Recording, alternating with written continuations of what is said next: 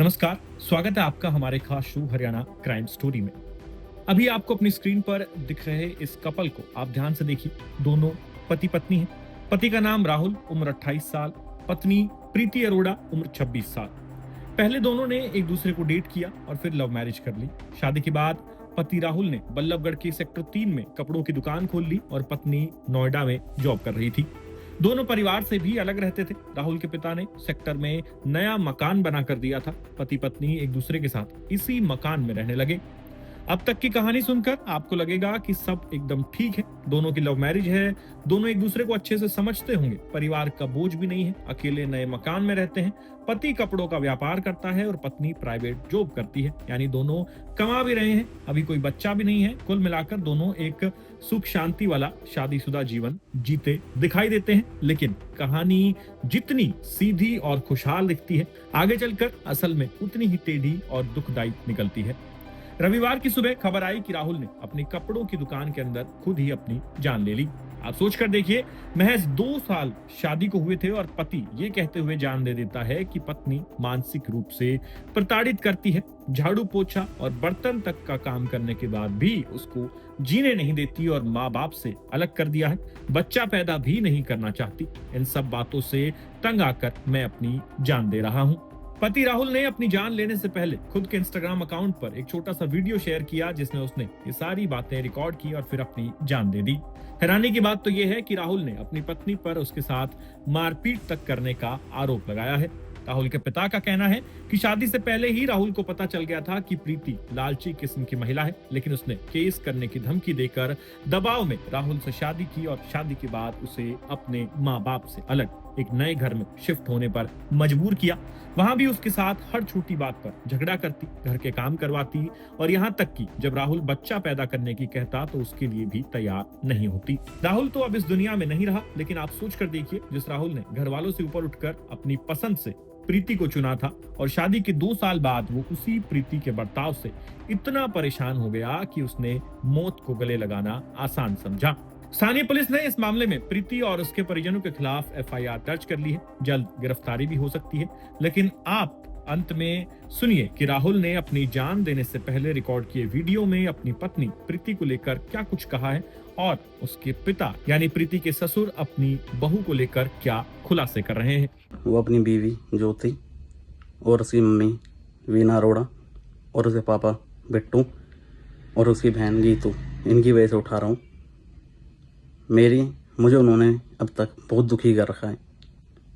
जीवन में जब से उनसे शादी करी है 2 साल हो गए। 2 साल से उन्होंने बहुत ज़्यादा दुखी कर रखा है। जो एक्सपेक्ट करा था मैं उससे, बाकी उसने वो एक्सपेक्टेशन कभी पूरी ही नहीं की। उसने आज तक मुझे हमेशा दुखी करा है। उसका लिए मैं घर में झाड़ू मारता हूँ, पोछा कर देता हूँ, उसके बर्तन धो देता हूँ। सब कुछ करने के बाद भी वो मेरे हरदम खिलाफ रहती है। मेरी फैमिली को पूछती ही नहीं है। पहले घर में ऊपर नीचे उसने अलग करा, उसके बाद आज उसने मुझे बिल्कुल घर से अलग कर दिया है। फिर भी उसकी लड़ाई ख़त्म नहीं होती। परसों मेरे से उस पर वाइपर उठ गया था किसी लड़ाई पे के चलते।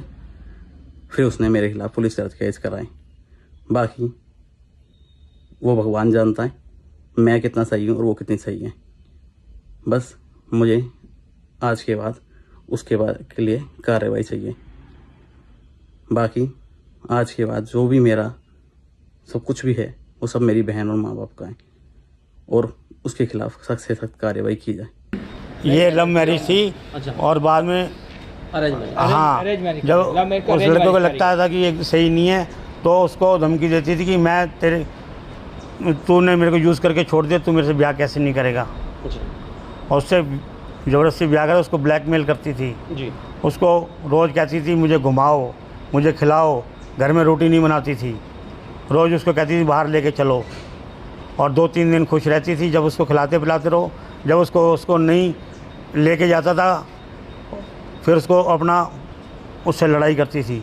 अभी उसको नया मकान बना के, पहले घर में भी अलग हो गई थी, उसके बाद उसको नया दुकान बना के उसको अलग मकान सेक्टर 3 में आपने बना के दिया था।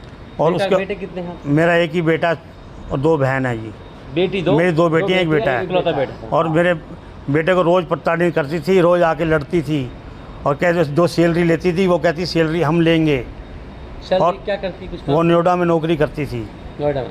हाँ, और वो रोज़ जो सैलरी हम लेंगे वो हम लेंगे। हमारे को तो 1 रुपये की ज़रूरत नहीं थी, हमारे प्रॉपर्टी की कोई कमी नहीं, 3 मकान हैं, पर उसने हमारे लड़के को जो पैसा था वो भी वहाँ अपने माँ बाप को देती थी। मतलब बेटे से वो बाहर घुमाने, बाहर खिलाने का शौक़ पूरा करने के लिए? पूरा शौक़ पूरा करती थी, और जो पैसा था लड़के का वो भी वहाँ देती थी।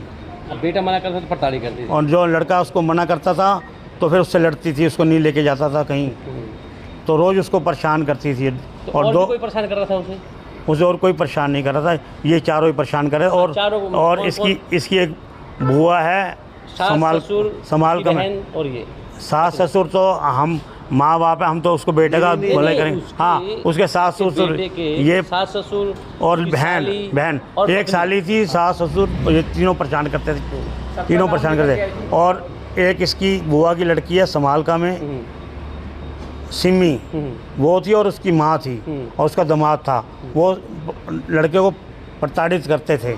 तो अभी कोई झगड़ा हुआ था रात में? कोई झगड़ा क्या हुआ था जी, अपना लड़के ने दुकान के पानी फेंका था। हाँ। वो कह रही इसका पानी वेपर से बाहर निकालो, वो वेपर से पानी बाहर निकाल रहा था। इतने में उसकी माँ और उसी बात पे उसने कहा, गुस्से में कोई बात कही है, भगवान जाने क्या कही है, उसने कोई बात कही, तो उसी बात के ऊपर वो उससे लड़ाई का माहौल बना के उसने माँ बाप को, बहन को बुला लिया, और वो उन्होंने उसको मारने का उन्होंने हमला किया लड़के के ऊपर। और उसके बाद उसने चौकी पे उल्टा हमारे खिलाफ रिपोर्ट लिखाई।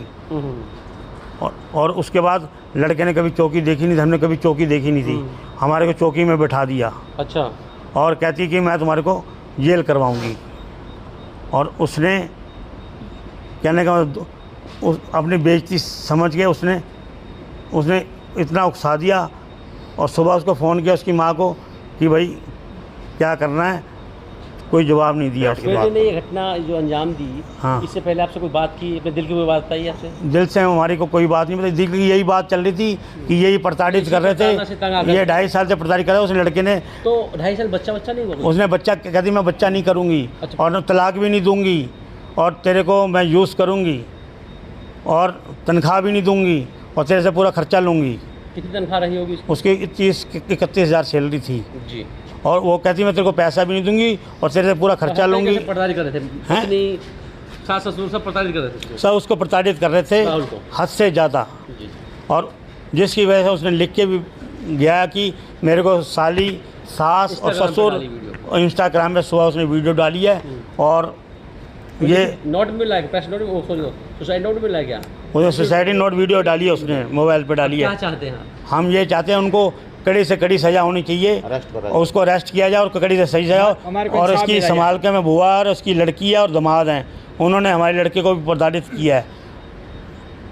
लड़की हमेशा रोज़ लड़ाई का माहौल बनाती थी और लड़के को प्रताड़ित करती थी। शिकायत दे दी आपने? हैं, शिकायत दे दी? हमने शिकायत दे दी है, हमने रिपोर्ट लिखी हुई है। हमारा लड़का जब तक ये सारे गिरफ्तार नहीं होंगे, जब तक हम लड़के को यहाँ से डेड बॉडी नहीं ले जाएंगे, और ना हम उसको जलाएंगे।